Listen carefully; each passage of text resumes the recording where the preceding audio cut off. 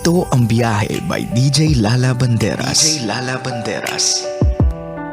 Hi love, it's 11:00 on the clock. Saktong-sakto, bullseye na bullseye. Ibig sabihin, oras na para sa ating biyahe, Sender of the Night. And we are also live now sa Love Radio Manila Facebook page. Kaya kung gusto mong humanas, meron kang opinion sa ating biyahe, Sender of the Night, then go to Love Radio Manila Facebook page. We are live right now. And eto na nga, sinend sa ating Facebook page na DJ Lala Banderas. Eto na po ang ating biyahe, Sender of the Night. Ito ang biyahe ni Miss A.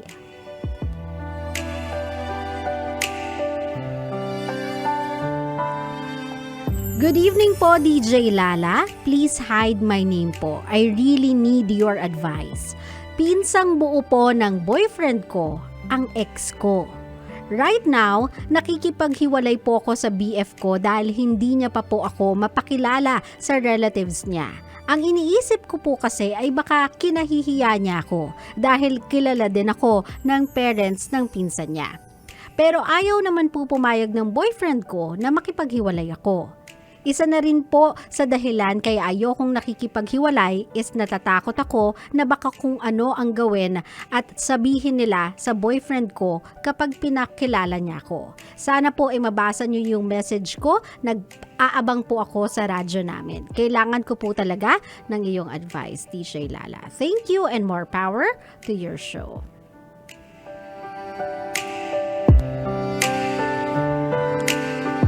Well, hi Miss A. First of all, maraming salamat for sending in your story for Biyahe Sender. So, my love, hindi na ako magpapaligoy-ligoy pa, didiretso na ako, no? I want you to wait. I want you to be patient. Alam mo naman pala yung sitwasyon na it's kinda awkward dahil ex mo ay pinsang buo niya. So, yung family ties ay kinda close and kinda small. Alam mo naman pala talaga yung dahilan.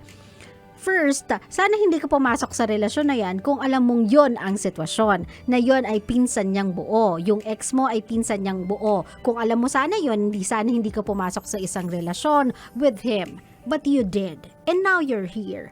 All you have to do, my love, is be patient. Hayaan mo siyang maging ready siya to do that. Kasi maybe, andun din yung point niya na nahihiya siya sa pinsan niya. Kasi alam mo naman yung bro code, di ba? Di ba? May bro code na tinatawag kung magkakaibigan. What more pa kung magkadugo? Di ba? So maybe may bro code. Ayaw niya lang siguro ng ilangan. Ayaw niya nang magkagalit sila, magkasira sila ng dahil sa babae. So he is taking his time to siguro to ease in yung news dun sa ex mo na kayo na, and later on sabihin sa parents niya na I have a girlfriend, baka nakita nyo na siya sa isang mga family gathering natin kasi ex siya ni ano. Kumbaga, you have to wait until he is ready. You cannot rush him to be ready just because you want to. Just because gusto mo. That's being selfish, my love. And now, kung makikipaghiwalay ka, dahil lang ayaw kang ipakilala ng boyfriend mo sa family niya, even when you know the reason as to why medyo hindi pa siya ready ipakilala ka, then that's on you. Kasalanan mo yon. Kasi your boyfriend is just taking all the precautionary measures he can so that they won't judge you. That's so, just so hindi ka ma-judge by other people. Hindi magkakaroon ng storytelling from the parents ng ex mo to your new boyfriend's parents. Naintindihan mo ko, my love, na para wala silang masabi na, ay alam mo, nung ang jowa niyan ay itong anak ko, ganito yan, ito, ganit yan. Syempre, ayaw niya ng ganun eh. Kasi pinoprotektahan ka niya the best way he can. So, hayaan mo siyang mauna. Irespeto mo siya doon. Pamilya niya yan eh. He knows what he must do to gauge yung to gauge yung sitwasyon and to break that information sa family niya. Kumbaga, siya yung nakakatansya nun. So, wag mo siyang pangunahan just because you want to. Just because gustong-gusto mo na may mapopost ka na with the family of my boyfriend. O, diba? Welcome to the fam. Yung mga ganun. My love, you have to be patient. Naintindihan mo ko, wag kang magmadali. Kung ako sa inyo, instead na dyan ka nagfo-focus na maipakilala ka sa mga magulang niya, mag-focus ka kung paano nyo paiigtingin yung relationship ninyo.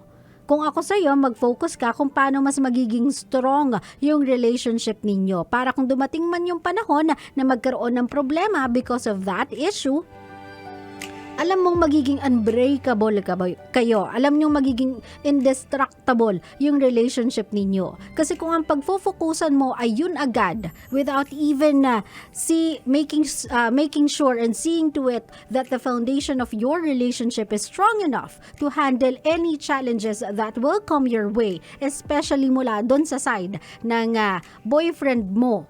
Considering na yun din ang side ng ex-boyfriend mo, kung hindi strong yung foundation ninyo, isang salita lang mula sa kanilang masakit, bibigay kayo. Hindi kakayanin ng relationship ninyo.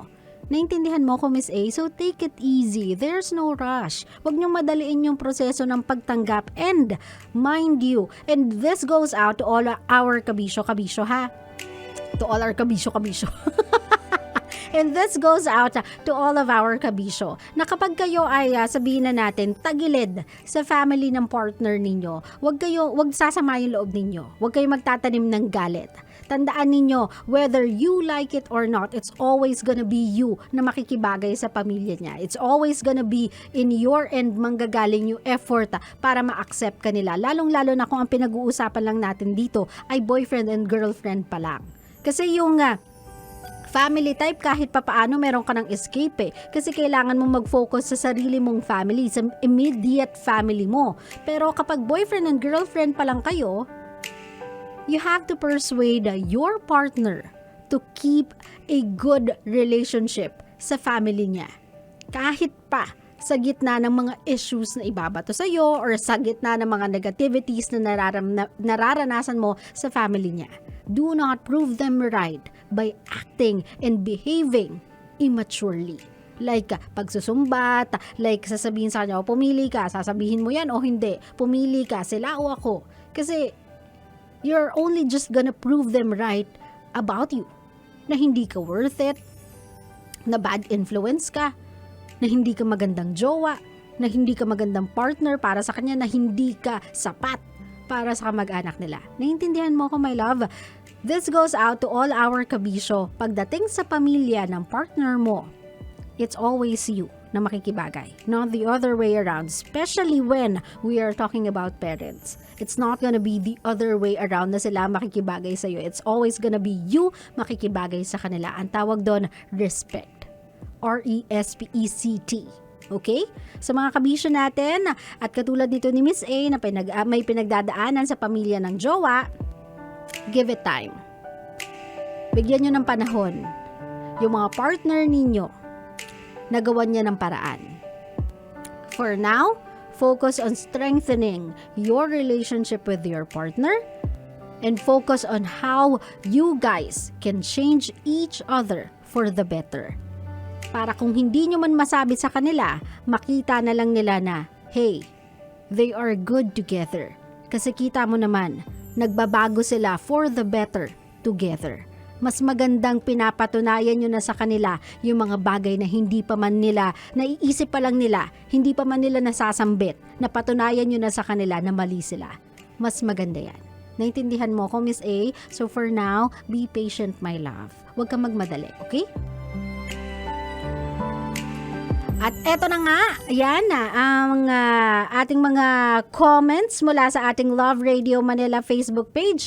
Ito ay mula kay Cesar Eugenio Garcia. Sabi niya, tapos na yung kabanata noong una. Just move on na lang. Pwede din. You can look at it that way. Na yun ay tapos na. You guys ended and breaking up is just but a natural thing. It's a normal thing. O diba? Some relationships do work. Some relationships just don't.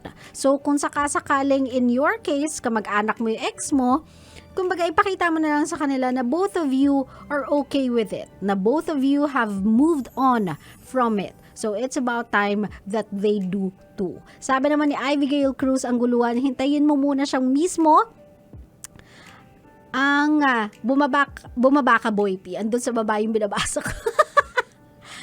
Ay, nawala. Ayan. Inusog mo kasi. Ayan. Si Eleanor pala yung nagsabi yun.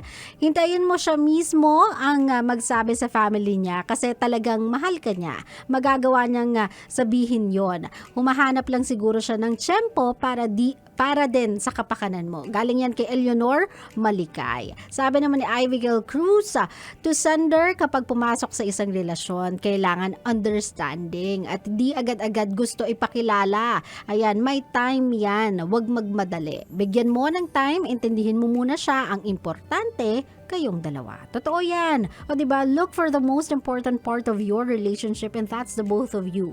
Yung any details after that is just but a bonus. So, concentrate on things that matters most to you and that is the both of you. Sabi naman ni Ericon Limson, kung mga naka-move on na kayo, wala na namang problema yon. Pero take time dapat. Siyempre, nakakailang talaga yung sitwasyon na yan. Pero wait dapat sa time na tipong pagtatawanan nyo na lang yung nakaraan. Totoo, kumbaga time heals almost everything, if not everything. So, kung sakasakali, hayaan mo munang makapag-bond sila over the stories of you, whatever it is na mapag-uusapan nilang dalawa, kanila na lang yun, o diba, dugo sa dugo, pinsan sa pinsan, hayaan mo muna siyang magkaroon ng time na ma-break in yung story na yun sa pinsan mo, sa pinsan niya, as well as sa family niya before mo ipilit na makipagkita sa kanila. Kasi even ikaw, hindi ka pa rin naman handa. I'm sure maiilang ka pa rin and